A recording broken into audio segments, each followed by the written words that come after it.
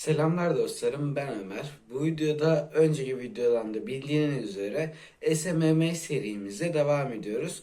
Bu bölümde ne yapacağız? Başlıkta da görebileceğiniz gibi potansiyel müşterilerimizi bulmaya çalışacağız ve sizlere nasıl potansiyel müşteriler kazanabileceğinizden bahsedeceğim. Bu arada önceki videomdan gelmeyenler, önceki videomu izlemeyenler, önceki videomu izleyip gelebilirler. Onlar için daha faydalı olur. İsterseniz fazla lafı uzatmadan videoya geçelim. Evet dostlarım, şimdi ilk olarak biraz özet geçmek istiyorum geçen videodan kalma bilgilerle. Ne yapmıştık? Kimsede olmayan ve etkileyici bir ajans adı bulmuştuk. Burada gene ChatGPT'den yani yapay zekadan yararlanmıştık. Bunların dışında ajansınızın logosunu ve sloganını ayarlayın seçeneği seçip bunu bitirmeye çalışmıştık. Ajansımızın logosunu seçtik ve ardından güzel bir etkileyici slogan bulduk arkadaşlar. Bunu da elledik. Ondan sonra ne tür hizmet verebileceğinizi yani nişinizi seçmeniz gerekiyor. Web geliştirme alanında veya sosyal medya alanında hangi sektöre yönelik bir hizmet verebileceğinizi seçmeniz gerekiyor. Kuaförler olabilir, işletmeler olabilir, gayrimenkul işi yapanlar olabilir arkadaşlar. Bunu tek tek seçmeniz gerekiyor. Hepsini yapabilir miyim? Evet, hepsini yapabilirsiniz. Fakat bu gerçekten sizi çok zorlar ve müşteri bulma olasılığınızı çok az derecede düşürür arkadaşlar. Çok fazla derecede düşürür anlamında. Bunun dışında ajansınızın tüm sosyal medya hesaplarınızı açın. Hesaplarını açın. Niye açın? Çünkü her sosyal medya hesabında potansiyel müşteriler mevcuttur. Önemli olan bunları bulmaktır arkadaşlar. Bu yüzden markalaşmak istiyorsanız, ajansınızın markalaşmasını istiyorsanız tüm sosyal medya hesaplarını kurmanız gerekiyor arkadaşlar. Bunların dışında düzenli olarak içerik paylaşın. Bakın burada bir madde eklemişim. Burada da aynı şekilde bir madde eklemişim. Bunun sebebini söyleyeceğim. Düzenli olarak içerikler paylaşın diye bir seçenek var. Biz tabii ki de daha bir videoda böyle bir şey yapamayacağımız için ama gene de yapmış sayıldığımız için tıkladık arkadaşlar. Şimdi ne yapacağız? Bu videoda müşterilerinizi bulun ve onlarla iletişime geçin. Biz bu videoda bunu yapacağız. Nasıl yapacağız? Şöyle F11'den çıkalım. Burada bir adet ChatGPT'miz, bir adet TripAdvisor'ımız, bir adet Phantom Buster'ımız yani web sitelerimiz ve ardından bir adet de Instagram hesabımız var arkadaşlar. Şimdi ilk olarak ne yapacağız? Şöyle söyleyeyim. Mesela ben kuaförler ile ilgili kuaförler ile ilgili potansiyel müşteriler almak istiyorum. Ne diyoruz? Benim bir SMM ajansım var. Bu ajansıma potansiyel müşteriler arıyorum. Kuaför sektörüne hizmet vermek için bana önerebileceğin müşteri bulma siteleri önerir misin? Yazdık ChatGPT'ye.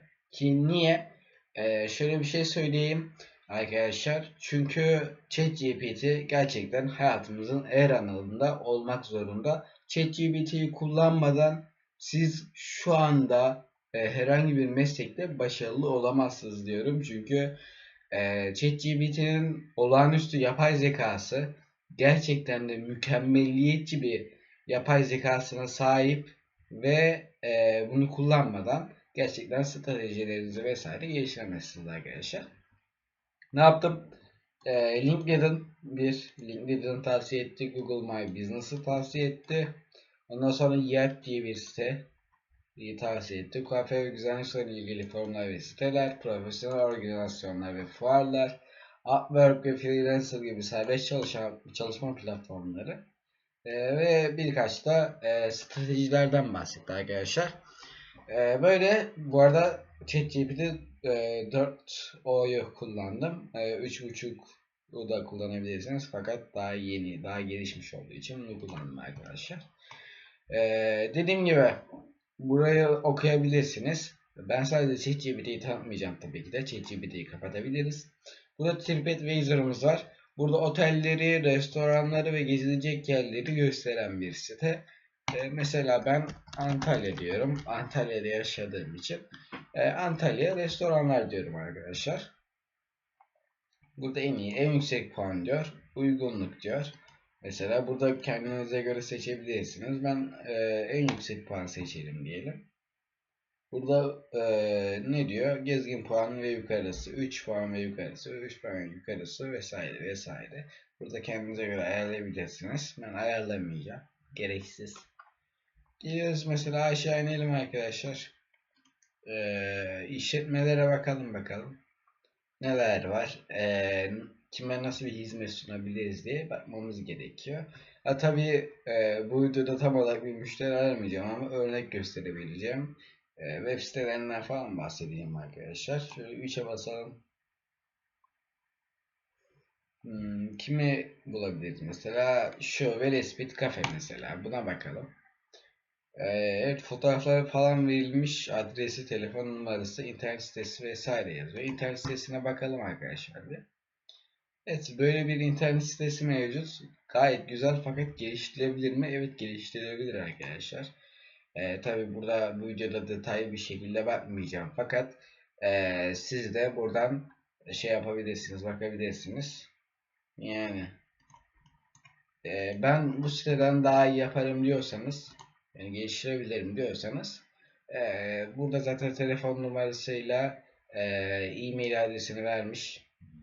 Buradan da bakabilirsiniz arkadaşlar. Onların dışında neler var bakalım. Böyle kendiniz teker teker bakıp aratabilirsiniz. Ben zaten şu anda öylesine bakıyorum. Mesela Balıkçı Halil diyor. Buna bakalım, internet sitesi var mıymış? Web sitesi ekleyelim. Bunun web sitesi yokmuş arkadaşlar. Sonra sosyal medya hesabına bakacaksınız. Sosyal medya hesabı da yoksa bunu arayabilirsiniz. Tabii ki de sizin konuşma üslubunuz vesaire de çok önemli. Hemen çok resmi konuşmanıza gerek yok. Çünkü çok resmi konuştuğunuz zaman da insanlar yanlış şeyler anlayabiliyor. O yüzden normal bir dilde anlatırsanız onlar da zaten anlayış gösterecektir arkadaşlar. Evet, TripAdvisor'ı kapatabiliriz. Bir de ek olarak bu siteyi de daha yeni öğrendim. Instagram'da öğrendim. Phantom Lister diye bir site var. Bu gayet güzel bir site diyebilirim. Mesela burada Solution, buraya kayıt oluyorsunuz tabii ki de. Solution diyorsunuz. LinkedIn, Google falan var. Buraları es geçelim. Google'a geliyoruz. Google Maps Search Export diyor. Use this platform dedikten hemen sonra arkadaşlar. Burada bizden bir arama seçeneği istiyor. Şöyle yapacağız. Buraya Google Map diyeceğiz. Google haritalar diyeceğiz. Bekleyeceğiz arkadaşlar biraz.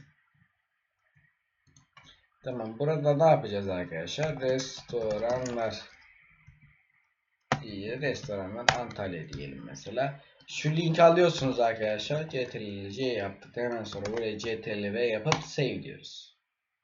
Buraların hepsini save diyebiliriz. Save diyebiliriz.